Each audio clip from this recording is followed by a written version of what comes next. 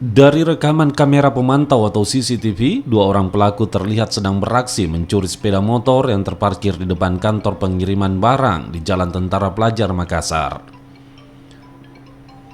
Berbekal rekaman CCTV, aparat Polres Pelabuhan Makassar akhirnya mengamankan pelaku S di Jalan Indah, Kecamatan Talok, Makassar saat sedang duduk di atas motor curiannya.